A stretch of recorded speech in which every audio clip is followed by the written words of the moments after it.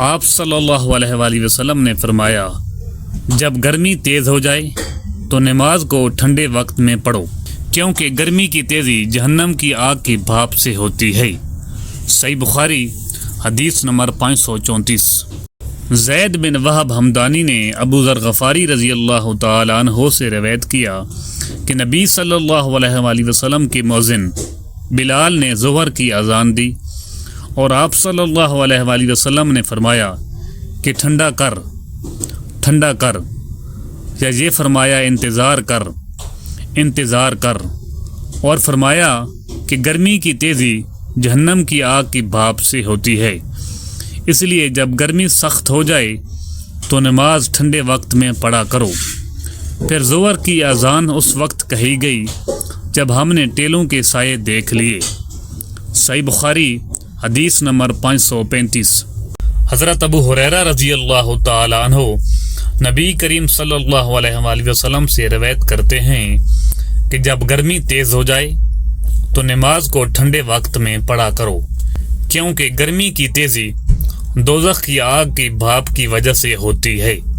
صحیح بخاری حدیث نمبر 536۔ دوزخ نے اپنے رب سے شکایت کی کہ اے میرے رب، آگ کی شدت کی وجہ سے میرے بعض حصہ نے بعض حصہ کو کھا لیا ہے۔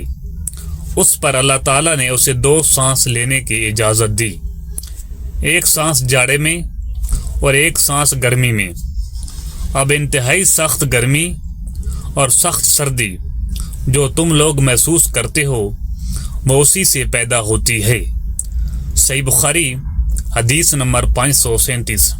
ابو صالح ذکوان نے ابو سعید خدری رضی اللہ تعالی عنہ کے واسطہ سے بیان کیا کہ نبی صلی اللہ علیہ وآلہ وسلم نے فرمایا کہ گرمی کے موسم میں ظہر کو ٹھنڈے وقت میں پڑھا کرو، کیونکہ گرمی کی شدت جہنم کی بھاپ سے پیدا ہوتی ہے۔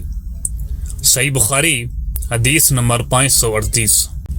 زید بن وہب جہنی نے سنا، وہ ابو ذر غفاری رضی اللہ تعالی عنہ سے نقل کرتے ہیں کہ انہوں نے کہا کہ ہم ایک سفر میں رسول اللہ صلی اللہ علیہ وآلہ وسلم کے ساتھ تھے۔ مؤذن نے چاہا کہ ظہر کی اذان دے، لیکن آپ صلی اللہ علیہ وآلہ وسلم نے فرمایا کہ وقت کو ٹھنڈا ہونے دو۔ مؤذن نے تھوڑی دیر بعد پھر چاہا کہ اذان دے، لیکن آپ صلی اللہ علیہ وآلہ وسلم نے فرمایا کہ ٹھنڈا ہونے دو۔ جب ہم نے ٹیلے کا سایہ ڈھلا ہوا دیکھ لیا تب اذان کہی گئی۔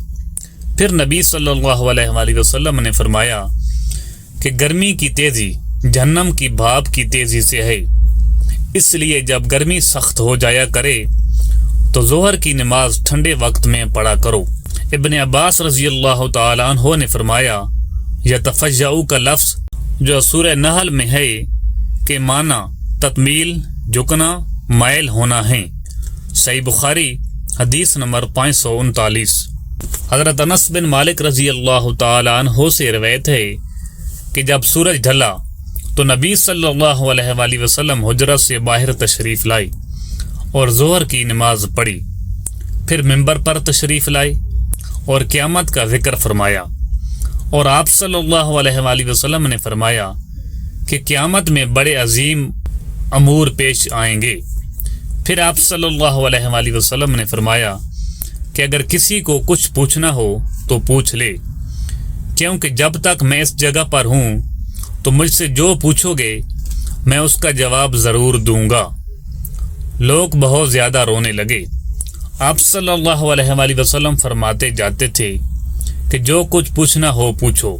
عبداللہ بن حذافہ سہمی کھڑے ہوئے اور دریافت کیا کہ حضور صلی اللہ علیہ وآلہ وسلم میرے باپ کون ہیں؟ آپ صلی اللہ علیہ وآلہ وسلم نے فرمایا کہ تمہارے باپ حذافہ تھے۔ آپ اب بھی برابر فرما رہے تھے کہ پوچھو کیا پوچھتے ہو۔ اتنے میں عمر رضی اللہ تعالی عنہ ادب سے گھٹنوں کے بل بیٹھ گئے اور انہوں نے فرمایا کہ ہم اللہ تعالیٰ کے مالک ہونے، اسلام کے دین ہونے اور محمد صلی اللہ علیہ وآلہ وسلم کے نبی ہونے سے راضی اور خوش ہیں۔ پس اس گستاخی سے ہم باز آتے ہیں کہ آپ سے جا اور بے جا سوالات کریں۔ اس پر حضرت صلی اللہ علیہ وآلہ وسلم خاموش ہو گئے۔ پھر آپ نے فرمایا کہ ابھی ابھی میرے سامنے جنت اور جہنم اس دیوار کے کونے میں پیش کی گئی تھی، بس میں نے نہ ایسی کوئی عمدہ چیز دیکھی جیسی جنت تھی، اور نہ کوئی ایسی بری چیز دیکھی جیسی دوزخ تھی۔ صحیح بخاری حدیث نمبر 540۔